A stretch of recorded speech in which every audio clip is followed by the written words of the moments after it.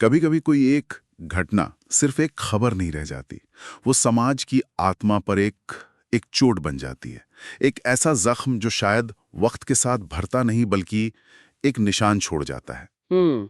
आज हम एक ऐसे ही मामले की परतों को खोलने जा रहे हैं जिसने आज से एक दशक पहले पूरे भारत को मतलब झकझोर के रख दिया था। हम बात कर रहे हैं 2012 के दिल्ली गैंग रेप केस की, जिसे आज पूरी दुनिया निर्भया केस के नाम से जानती है। बिल्कुल। हमारे पास जो स्रोत हैं वो सिर्फ घटना का ब्यौरा नहीं देते, बल्कि उस पूरे सामाजिक और आप कह सकती हैं कानूनी भूचाल को समझने में मदद करते हैं जो इसके बाद आया। तो आज हमारी कोशिश सिर्फ ये याद करना नहीं है कि क्या हुआ था, नहीं, बल्कि ये समझना है कि उस एक घटना ने हमारे देश के सोचने का तरीका, हमारे कानून और हमारी सड़कों को हमेशा के लिए कैसे बदल दिया। बिल्कुल। हमारा मकसद यही है कि हम तथ्यों से आगे जाकर उस कहानी को समझें, ये समझने की कोशिश करें कि ये मामला सिर्फ एक अपराध की दास्तान से बढ़कर न्याय के लिए एक राष्ट्र की लड़ाई का प्रतीक कैसे बन गया। तो चलिए कहानी की शुरुआत वहीं से करते हैं जहां से ये दर्दनाक सिलसिला शुरू हुआ था। तो तारीख थी 16 दिसंबर 2012 और जगह थी दक्षिण दिल्ली। उस रात एक 23 साल की फिजियोथेरेपी इंटर्न और उसका दोस्त एक फिल्म देखकर घर लौट रहे थे।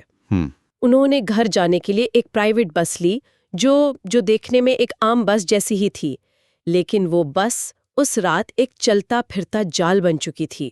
उस बस में ड्राइवर समेत पहले से 6 लोग मौजूद थे। जी, और बस के चलने के कुछ ही देर बाद उन 6 लोगों ने उन दोनों पर हमला कर दिया। लड़की के दोस्त को बहुत बुरी तरह पीटा गया और फिर उन सब ने उस लड़की के साथ जो दरिंदगी की उसे मतलब शब्दों में बयां करना भी मुश्किल है। वो सिर्फ एक हमला नहीं था, वो इंसानियत की हर हद को पार करने जैसा था। और फिर गंभीर रूप से घायल हालत में उन दोनों को चलती बस से बाहर फेंक दिया गया। यहाँ ये बात समझना बहुत जरूरी है कि उस लड़की ने हिम्मत नहीं हारी थी। उसकी जो जीने की जिद थी वो हैरान करने वाली थी। बिल्कुल। लेकिन चोटें इतनी ज्यादा गहरी थीं कि 13 दिनों तक भारत में और फिर सिंगापुर के एक अस्पताल में चले इलाज के बाद 29 दिसंबर 2012 को उसकी मौत हो गई। और उसकी मौत की खबर ने जैसे पूरे देश में एक चिंगारी सी लगा दी। ये सिर्फ एक खबर नहीं थी, ये एक ऐलान था कि अब बस बहुत हो चुका। सही कहा।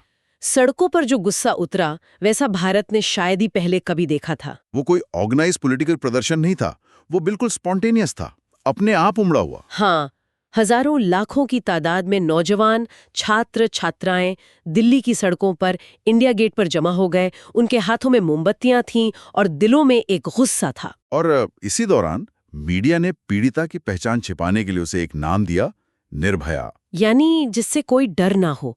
और ये नाम उसकी बहादुरी और उस पूरे आंदोलन का प्रतीक बन गया। इस जबरदस्त जनाक्रोश का असर प्रशासन पर भी पड़ा। मामले की जांच जिस तेजी से हुई वो भी अपने आप में एक रिकॉर्ड था। बिल्कुल। दिल्ली पुलिस ने कुछ ही दिनों में सभी 6 आरोपियों को पकड़ लिया। हाँ, ये वाकई चौंकाने वाला था। उस वक्त के हिसाब से देखें तो महज 18 दिनों के अंदर पुलिस ने हजारों पन्नों की चार्जशीट कोर्ट में दाखिल कर दी। जी, ये दिखाता है कि पब्लिक प्रेशर कितना ज्यादा था। सरकार और पुलिस दोनों को ये संदेश देना था कि वो इस मामले को लेकर गंभीर हैं। अच्छा, तो आरोपियों में कौन कौन थे? आरोपियों में एक नाबालिग था और 5 वयस्क थे। राम सिंह, मुकेश सिंह, विनय शर्मा, पवन गुप्ता और अक्षय कुमार सिंह। लेकिन कहानी में एक मोड़ तब आया जब मुख्य आरोपी माने जा रहे बस ड्राइवर राम सिंह की मार्च 2013 में तिहाड़ जेल के अंदर ही मौत हो गई। पुलिस ने कहा कि ये आत्महत्या है। इस पर कुछ सवाल भी उठे थे। जरूर उठे थे, लेकिन आधिकारिक तौर पर इसे आत्महत्या ही माना गया। इससे केस पर थोड़ा असर तो पड़ा, लेकिन बाकी आरोपियों के खिलाफ मुकदमा चलता रहा। तो यहां से कानूनी लड़ाई के 2 अलग-अलग रास्ते बन गए, एक नाबालिग के लिए और दूसरा बाकी 4 वयस्कों के लिए। बिल्कुल। नाबालिग वाला मामला बहुत ज्यादा सुर्खियों में रहा था। उस पर जुवेनाइल जस्टिस एक्ट के तहत मुकदमा चला और उसे उस कानून के तहत जो सबसे बड़ी सजा हो सकती थी वो दी गई। हाँ, उसे 3 साल के लिए सुधार गृह भेजा गया। लेकिन दिसंबर 2015 में जब उसकी रिहाई का वक्त आया तो देश में एक जबरदस्त बहस छिड़ गई। लोगों का गुस्सा इस बात पर था कि इतने वहशी क्राइम के लिए सिर्फ 3 साल की सजा, ये कैसा नया है? और ये बहस बहुत गहरी थी। ये कानून के मकसद पर ही सवाल उठा रही थी कि कानून का मकसद सिर्फ सजा देना है या अपराधी को सुधारना भी। और अगर अपराध इतना गंभीर हो तो क्या अपराधी की उम्र को देखा जाना चाहिए? एकदम सही। और इसी बहस ने, इसी पब्लिक आउटरीच ने सरकार पर दबाव बनाया और आगे चलकर जुवेनाइल जस्टिस एक्ट में संशोधन का रास्ता खोला।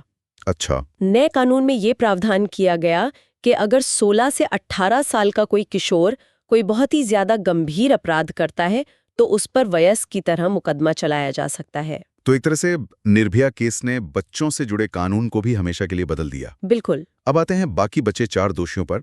उनकी कानूनी लड़ाई तो बहुत लंबी चली। बहुत लंबी चली। मामला फास्ट ट्रैक कोर्ट में शुरू हुआ। सितंबर 2013 में ट्रायल कोर्ट ने चारों को बलात्कार और हत्या का दोषी मानते हुए मौत की सजा सुनाई। और इसके बाद मामला हाईकोर्ट किया। जी। मार्च 2014 में दिल्ली हाईकोर्ट ने भी मौत की सजा को बरकरार रखा। तो ट्रायल कोर्ट और हाईकोर्ट दोनों ने फांसी की सजा दी, फिर भी इसमें सालों लग गए। आखिरकार मामला देश की सबसे बड़ी अदालत सुप्रीम कोर्ट पहुंचा। हाँ, और सुप्रीम कोर्ट ने भी मई 2017 में सभी दलीलों को सुनने के बाद मौत की सजा पर अपनी मुहर लगा दी।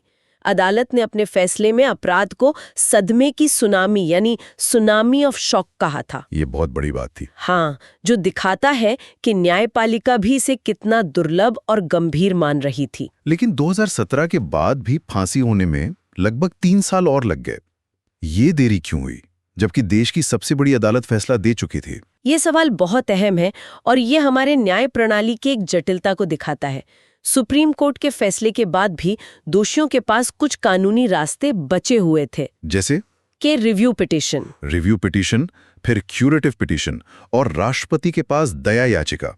उन्होंने एक एक करके इन सभी का इस्तेमाल किया। मतलब सजा को टालने की हर मुमकिन कोशिश की गई। बिल्कुल। उनके वकीलों ने कानून के हर छोटे बड़े रास्ते का इस्तेमाल किया ताकि सजा को टाला जा सके। और आखिरकार सारे कानूनी रास्ते बंद होने के बाद 20 मार्च 2020 की सुबह तिहाड़ जेल में उन चारों को एक साथ फांसी दे दी गई। ये भी भारत के इतिहास में एक अनूठी घटना थी, है ना? जी, पहली बार जब 4 दोषियों को एक साथ फांसी पर लटकाया गया। और इस इंसाफ के लिए पूरे देश को लगभग 8 साल इंतजार करना पड़ा। ये 8 साल सिर्फ एक कानूनी लड़ाई नहीं थे, ये पूरे देश के सब्र का इम्तिहान थे। बिल्कुल। इस 8 साल की कानूनी लड़ाई की अपनी एक कहानी है, लेकिन इस केस का असली असर तो कोर्ट के बाहर समाज और संसद में महसूस किया जा रहा था। मतलब एक भयानक अपराध इतने बड़े कानूनी बदलाव की वजह कैसे बन गया? इसकी नींव उसी गुस्से ने रखी थी जो सड़कों पर दिख रहा था। सरकार पर बहुत दबाव था। जनवरी 2013 में सरकार ने सुप्रीम कोर्ट के पूर्व चीफ जस्टिस JS वर्मा के अध्यक्षता में एक कमेटी बनाई। और इस कमेटी को सिर्फ 30 दिन का वक्त दिया गया था। सिर्फ 30 दिन कि वो महिलाओं के खिलाफ अपराधों से जुड़े कानूनों की समीक्षा करें और बताएं कि उनमें क्या बदलाव होने चाहिए। ये तो लगभग नामुमकिन सा लगता है। मान भी लिया। हाँ, और कुछ ही महीनों के अंदर आपराधिक कानून संशोधन अधिनियम 2013 पास कर दिया, जिसे ही निर्भया एक्ट भी कहा जाता है। और इस कानून ने कई जमीनी बदलाव किए। जहां तक मुझे याद है, बलात्कार की परिभाषा को ही बदल दिया गया था। हाँ, ये सबसे बड़ा बदलाव था। पहले बलात्कार का मतलब सिर्फ फोर्स्ड पेनिट्रेशन था। नए कानून ने इसकी परिभाषा को बहुत व्यापक बना दिया। अच्छा। किसी भी तरह का पेनिट्रेशन, चाहे वो किसी ऑब्जेक्ट से हो, उसे भी बलात्कार की श्रेणी में लाया गया। इसके अलावा एसिड अटैक, पीछा करना यानी स्टॉकिंग और यौन उत्पीड़न सेक्सुअल हैरेसमेंट, बिल्कुल, इन जैसे अपराधों के लिए भी सख्त सजा का प्रावधान किया गया। ये ऐसे अपराध थे जिन्हें पहले या तो हल्के में लिया जाता था या उनके लिए कोई ठोस कानून ही नहीं था किया गया। बार बार ऐसे अपराध करने वालों के लिए मौत की सजा तक का प्रावधान किया गया। अच्छा। कुछ मामलों में उम्र कैद का मतलब ताउम्र कैद कर दिया गया, जिसमें जमानत की गुंजाइश ना हो। मुकदमों में तेजी लाने के लिए फास्ट ट्रैक अदालतों पर जोर दिया गया। तो कुल मिलाकर ये कानून महिलाओं की सुरक्षा को लेकर भारत के कानूनी ढांचे में एक मील का पत्थर साबित हुआ। बिल्कुल। ये तो हुए कानूनी बदलाव, लेकिन क्या इसका असर समाज और हमारी रोजमर्रा की जिंदगी पर भी पड़ा? बिल्कुल पड़ा। सार्वजनिक जगहों पर सुरक्षा को लेकर एक नई बहस शुरू हुई। शहरों में, खासकर दिल्ली में, CCTV कैमरों का जाल बिछाया गया। हाँ, ये तो मैंने भी नोटिस किया है। महिलाओं की सुरक्षा के लिए कई तरह के मोबाइल ऐप्स आए। एक राष्ट्रीय महिला हेल्पलाइन नंबर 121 शुरू हुआ। बसों और ऑटो जैसे पब्लिक ट्रांसपोर्ट में सुरक्षा के नए नियम बनाए गए। लेकिन मुझे लगता है सबसे बड़ा बदलाव लोगों की सोच में आया। शायद पहली बार कंसेंट यानी सहमति, विक्टिम ब्लेमिंग यानी पीड़िता को ही दोष देने की मानसिकता। हाँ, और पेट्रियार्की यानी पितृसत्ता जैसे मुद्दों पर घरों के अंदर, कॉलेजों में और दफ्तरों में खुलकर बात होने लगी। आपने बिल्कुल सही पकड़ा। इस केस ने एक पूरी पीढ़ी को सिखाया कि चुप रहना कोई विकल्प नहीं है। इसने महिलाओं को हिम्मत दी कि वो अपने साथ हुए अन्याय के खिलाफ आवाज उठाएं। इसने पुलिस और प्रशासन की जवाबदेही तय करने की मांग को और बुलंद किया। और इस मामले को जिस तरह की अंतर्राष्ट्रीय मीडिया कवरेज मिली, उसने भारत में महिलाओं की सुरक्षा की स्थिति को पूरी दुनिया के सामने खड़ा कर दिया। यहाँ एक सवाल मेरे मन में आता है। हमारे देश में दुर्भाग्य से रोजाना कई भयानक अपराध होते हैं, लेकिन इस एक मामले ने पूरे देश और दुनिया को इस तरह क्यों हिला दिया? ऐसा क्या था इस केस में जो इसे बाकियों से अलग बनाता है? देखिए, हमारे स्रोत इसके कई पहलू बताते हैं। पहला और सबसे साफ कारण तो अपराध की क्रूरता ही थी। वो जिस स्तर की वहशियत थी, उसने हर इंसान की रूह कंपा दी थी। लोगों को यकीन नहीं हो रहा था कि कोई इंसान इस हद तक भी गिर सकता है। दूसरा कारण शायद पीड़िता खुद थी। वो एक आम घर की लड़की थी जो अपने सपनों को पूरा करने के लिए दिल्ली आई थी। देश की लाखों लड़कियों ने, उनके माता पिता ने उसके संघर्ष में अपना अक्स देखा। वो देश की बेटी बन गई। हाँ, और उसकी बहादुरी कि इतनी चोटों के बावजूद उसने पुलिस को जो बयान दिए, वो दोषियों को सजा दिलाने में सबसे बड़ा सबूत बने। ये बहुत अहम बात है। और तीसरा और शायद सबसे बड़ा कारण था वो जन आंदोलन। वो सिर्फ दिल्ली तक सीमित नहीं रहा। नहीं, बिल्कुल नहीं। देश के हर छोटे बड़े शहर में लोग सड़कों पर उतरे। ये गुस्सा किसी एक नेता या पार्टी के खिलाफ नहीं था, ये पूरे सिस्टम के खिलाफ था। ये उस मानसिकता के खिलाफ था जो ऐसे अपराधों को जन्म देती है। तो इस आंदोलन ने इस केस को सिर्फ एक अपराध नहीं रहने दिया। नहीं, इसे प्रतिरोध और न्याय की मांग का एक शक्तिशाली प्रतीक बना दिया। और शायद इसीलिए आज भी जब हम इस मामले के बारे में बात करते हैं, तो हम सिर्फ एक घटना को याद नहीं करते हैं, हम उस पूरे बदलाव को याद करते हैं जो उसके बाद आया। इसकी एक विरासत है जो आज भी हमारे साथ है। बिल्कुल, इसकी एक बहुत ठोस विरासत है, निर्भया फंड। हाँ, निर्भया फंड। सरकार ने 2013 में महिलाओं की सुरक्षा से जुड़ी योजनाओं के लिए इस फंड की घोषणा की। शुरुआत में इसमें 1000 करोड़ रुपए डाले गए। मकसद ये था कि राज्य सरकारें इस पैसे का इस्तेमाल करके महिलाओं के लिए वन स्टॉप सेंटर, हेल्पलाइन और दूसरी सुरक्षा योजनाएं चलाएं। कागज पर तो ये एक शानदार पहल लगती है, एक समर्पित फंड सिर्फ महिलाओं की सुरक्षा के लिए। इरादा वाकई बहुत अच्छा था, लेकिन हमारे स्रोत एक और थोड़ी जटिल तस्वीर पेश करते हैं। अच्छा, राज्य सरकारों की तरफ से या तो अच्छे प्रोजेक्ट्स नहीं आए, या फिर वो नौकरशाही की उलझनों में पैसा फंसा रहा। तो ये अपने आप में एक बड़ी सीख है कि सिर्फ कानून बनाना या पैसा आवंटित कर देना ही काफी नहीं होता। बिल्कुल, उसे जमीन पर उतारना असली चुनौती है। ये बात तो वाकई सोचने वाली है। और अकादमिक तौर पे भी तो इस केस का बहुत महत्व है। बहुत ज्यादा। आज भारत के लॉ स्कूलों में क्रिमिनोलॉजी यानी अपराध विज्ञान की पढ़ाई में और मानवाधिकार के कोर्स में इस केस को एक केस स्टडी की तरह पढ़ाया जाता है। ये केस दिखाता है कि कैसे एक आपराधिक घटना की सामाजिक, राजनैतिक और कानूनी कितनी परतें हो सकती हैं। ये हमारे सिस्टम की खामियों, समाज की मानसिकता और बदलाव की ताकत तीनों को एक साथ दिखाता है। तो आज हमने देखा कि कैसे एक दिल दहला देने वाले अपराध ने एक अभूतपूर्व जन आंदोलन को जन्म दिया, जिसके दबाव में एक तेज जांच हुई, फिर एक लंबी और जटिल कानूनी लड़ाई चली, और आखिरकार इसने न सिर्फ भारत के कानूनों को बदला, बल्कि महिलाओं की सुरक्षा को लेकर समाज की सोच में भी एक बुनियादी बदलाव की नींव रखी।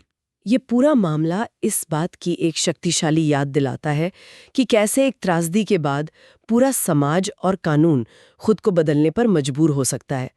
लेकिन ये जाते जाते एक बहुत ज़रूरी सवाल भी छोड़ जाता है, जिस पर हम सभी को सोचना चाहिए। वो क्या? क्या सार्थक और बड़े बदलावों के लिए हमेशा इतने बड़े हादसों और कुर्बानियों की ज़रूरत होती है? या एक समाज के तौर पर हम इतने विकसित हो सकते हैं कि ऐसी घटनाओं को होने से पहले ही रोक लें?